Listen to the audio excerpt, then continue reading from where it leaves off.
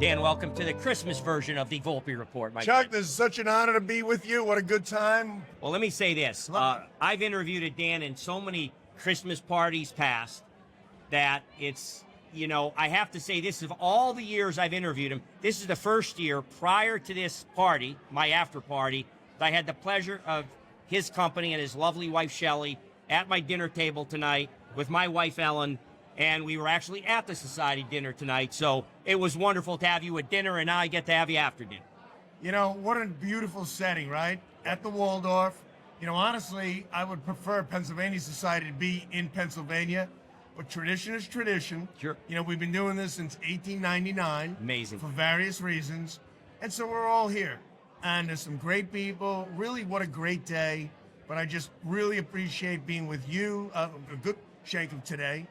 And for your generosity, overlooking. Chuck, leave it to Chuck Volpe, folks, right? Gets pretty much the best table in the house, overlooking the entirety of the great ballroom and all of our other Pennsylvania friends. Well, and thank you so much for the kind words, but the lawyer in me requires that I give attribution. That wonderful table we sat at tonight, and I want to give a shout out to my good friend. It was actually the Rinaldi table. My good friend, Billy Rinaldi, and your good friend too, along with his brother Elmo, who works in the Trump administration, very good position in it. It was AJ Rinaldi, Anthony Rinaldi's table. He sponsored me into being a member of the society, and it was an honor to sit at their table. So a shout out that both of us enjoyed the Rinaldi table tonight. Yes, it was my table and name. I rented it for tonight. God bless the Rinaldi family. Yes, no, thank you. But let's get back to you now. Just this week, the President of the United States comes right up to our little nook in the woods of Scranton area in the Poconos to Mount Airy Lodge and gives a strong push, kind of answering the Republican talking point about affordability and the economy is going down the toilet. And once again, it seems whenever you're in the presence of the president, there are thousands of people at that event, and he singles out you by name in the crowd. So talk a little bit about that speech and what the message is going to be for 2026. Well, I'll tell you what. I know a lot of people have different thoughts about our president. Some say I love his policy, but maybe not so much his personality. Other people seem to get his personality and laugh and get it and know that he speaks from the heart and who he is who he is, and he just wants to be a communicator in that way.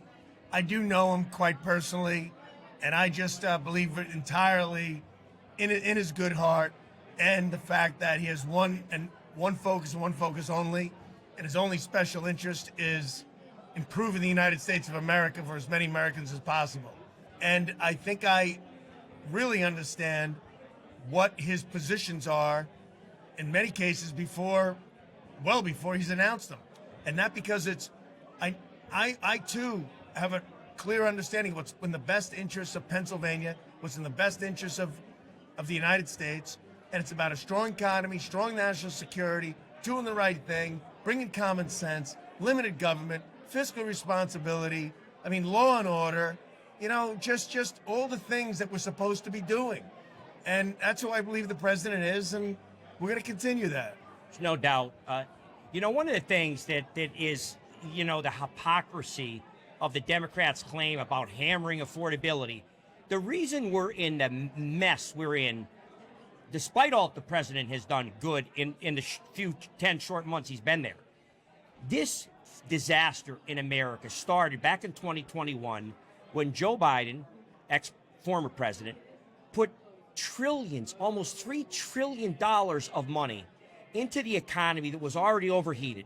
We had the largest inflation in 50 years. It was double-digit inflation. And now it's 2.8, 2.9 instead of 10 or 11. I think the average for the entire Biden presidency, Dan, was 5.5. Trump is a third of that, and yet the Democrats are saying it's affordability and it's a Republican's fault and it's Donald Trump's fault. I don't understand how that dog hunts. In 4 years, what they did, they're criticizing him for not cleaning up their mess in 10 short months. Will you please explain that? Well, and that's why your show is so very important. We're here at Pennsylvania Society, and we're going to talk a little bit about that. but the messaging that you deliver is the facts, is the truth, is the reality. And I really think our media is at the worst point maybe it's ever been, even worse than just a couple of years ago, because they're not providing the truth. It's quite biased, and in many cases, it's just reverse of what the real information is. I mean, we had that extreme increase in costs, i.e. inflation, over 20%. And when the president states things that it's a hoax, the hoax is that they're stating that somehow this is President Trump's fault, that he caused this. And look, he's the president now, so we'll take responsibility for dealing with it, but let's just be honest as well. I mean, we inherited all of this. The cumulative inflation under President Trump thus far this year has been less than 2.5%. Cumulative. Yeah. Biden, as you said, it was over 5.5% a year. Average a year, well over 20% during his time frame. So, look, not about excuses. What we need to do is we need to work on it, and we have a plan. The Biden administration never had a plan. Their plan, as you said, was to cause all the inflation. When they spent, and it was actually $7 trillion as the recovery began, completely unnecessary. Unfortunately, the Democrats saw this as an opportunity to expand government, to grow government for the purpose of them gaining power. And they did. And in the process, they caused enormous inflation, assaults on energy. Energy prices went through the roof. I mean, in many cases, gasoline is almost half in some areas what it was under the Biden administration. So we're making strides. We got to keep going. Look, we want to stay in power so we can execute the America First plan. And yes, we want to stay in the majority next year. But what that means is delivering. I do believe 2026 is going to be a heck of a strong economic year because of the plan that's in place that actually hasn't even been executed yet. All those tax reductions, bonus depreciation, no tax on tips, the income tax returns that are going to be returned. It's going to be like $250 billion. Do people, Dan, understand that big, beautiful bill the president properly took credit for, and you were one of the people that helped deliver that in the United States House of Representatives, didn't take effect yet? The tax reductions and the things you're talking about go into effect right now, and we're going to see the benefit it a year later. When the thing passes July the 4th, it doesn't magically affect September of the same year. It takes a full year for those things to take effect, and it should be coming in this year. But again, it's just the lies, the hypocrisy from the other side. If Donald Trump said water's wet and the sky is blue, they would object to it. They would say that's a lie. Everything he's against or for, they're against. And it's some people, I keep telling the folks that listen to this, they should read the story of the little boy who cried wolf, because it's the exact same thing. First, he was a threat to democracy. Then he was a threat to our freedoms. Then he, Right. What's next? Then Everything. They indicted him. They've used lawfare against him. They took him off ballots. They try to keep him from running. And the people of America saw through that. Now, once he came in, now they're yelling about different things about how with Elon Musk and what he was trying to do is no good, and that they're kicking people off Medicare and Medicaid. They're taking Social Security. Lie after lie after lie after. And now, all of a sudden, affordability. Someone told them affordability is polling well, and now they're for too much. Affordability is an issue, and it's the president's fault. At some point, you hope people have a brain enough to understand. When someone has lied to you and made up story after story after story, and they're all not true, and they come up with another thing, I would have a strong suspicion on that. It's amazing they keep coming up with. It's like every month they have a new story.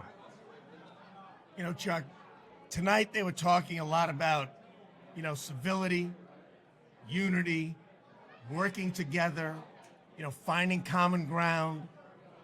Honestly, if I can leave anything in legacy, that's what I'd like to be known for, because that's what needs to be done.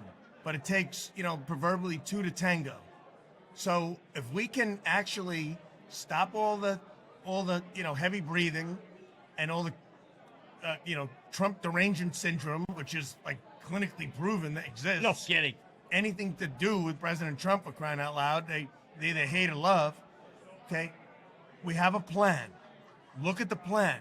Be reasonable about the plan as far as strengthening our economy, our national security, improving people's lives, housing, education. We have a plan. Frankly, Josh Shapiro, the Biden administration, or whoever else is going to run next time, there's no plan, folks. Is there a vision? Is there a plan? Is there execution? It's, I don't know, what does he say? Getting stuff done?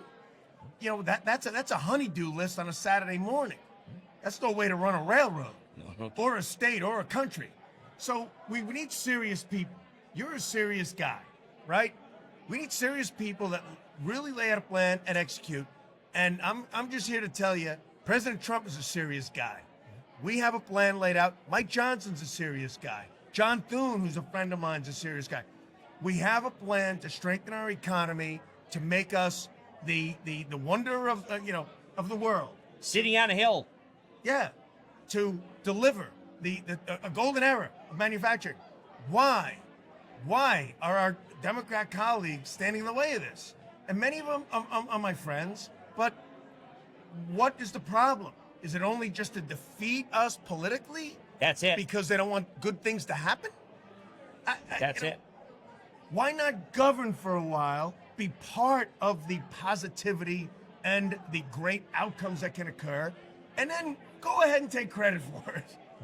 There was a time in this country, Dan, for centuries and decades, that everybody, despite party affiliation, tried and cheered for the other side to be successful if it made America successful.